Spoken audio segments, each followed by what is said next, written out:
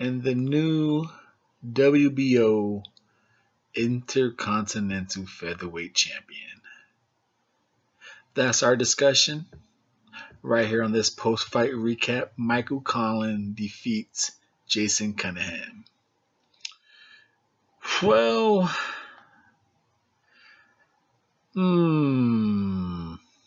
how do we discuss it? Where to start? Thumbing up and subscribing, that'd be a good place to start. But that's not what we're going to discuss. Again,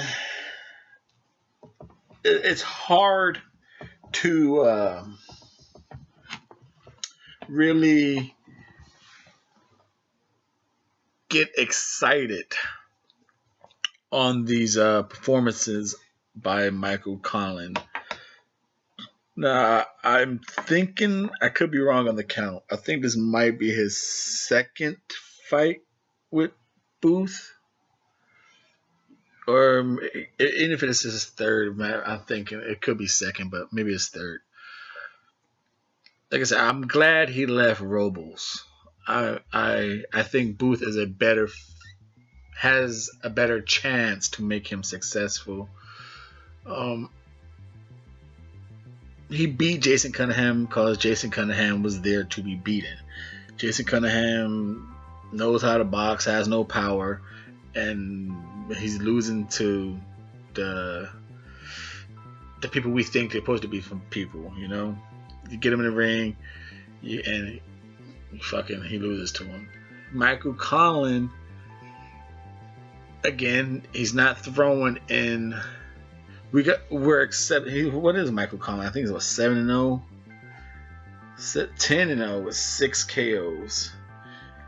It's hard to. I can't remember those 6 KOs. That's a lot out of his 10 fights. I'm always thinking he don't have the power. Oh man, I guess he does have them, but you just see that motherfucker has 6 KOs. I just can't. When you watch him fight, you don't see a power, you don't see nothing. You just see. I don't see it.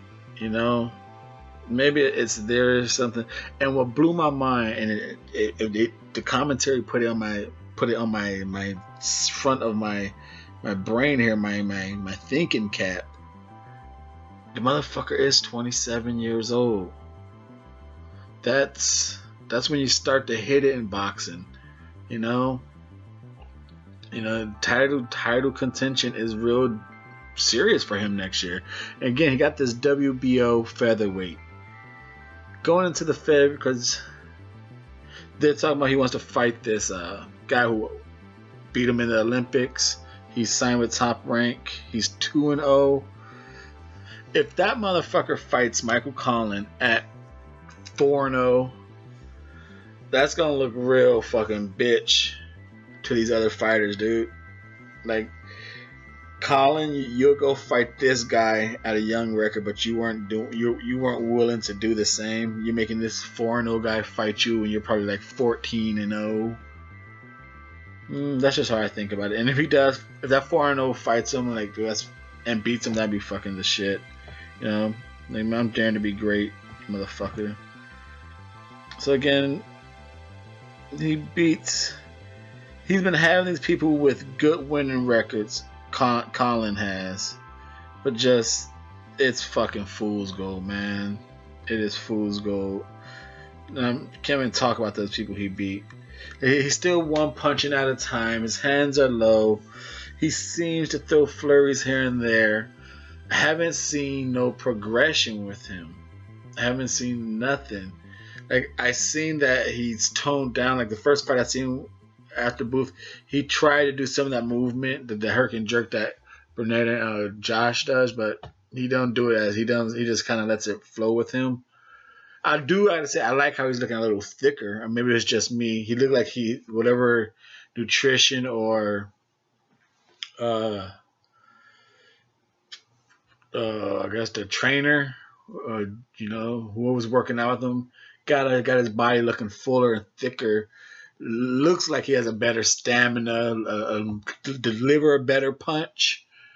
But you know, if he decides to throw more than one, maybe two, you know, if he starts like that last round with Cunningham, he let some punches go, but Cunningham was able to tag him.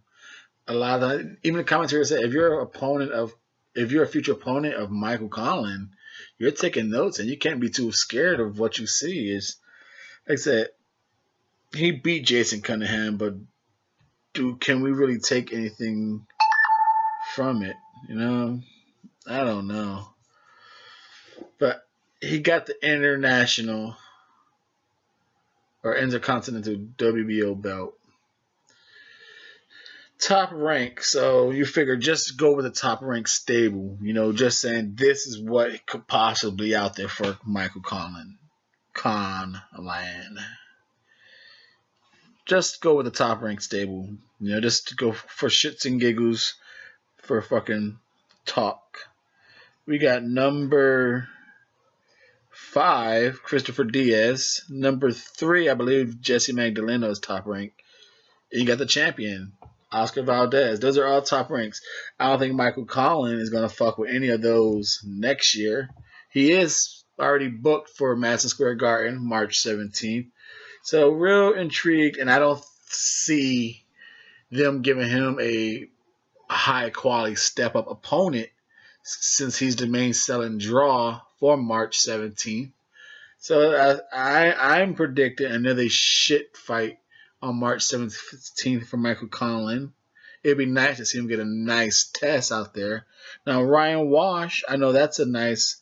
I think that'd be a nice welcoming little domestic fight over there. I think the Brits get behind Ryan Walsh to fight Michael Conlan. I think Ryan Walsh has a nice local fan base. I think they'll get behind that fight. Like I said, I got Ryan Walsh winning that fight. I just don't see a good progression with Michael Conlan. He's gonna. Shakur Stevenson beats him. I already say it. I just don't see. I don't see nothing with him. I hope I'm wrong. I hope Booth could do something.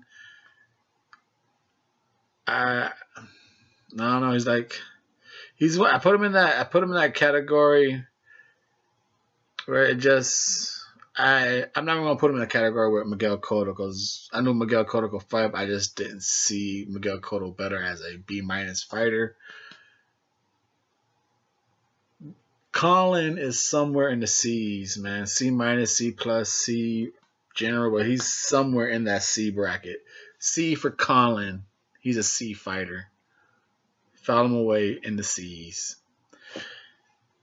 Double RT Boxing Show. I'm your host, Mr. A.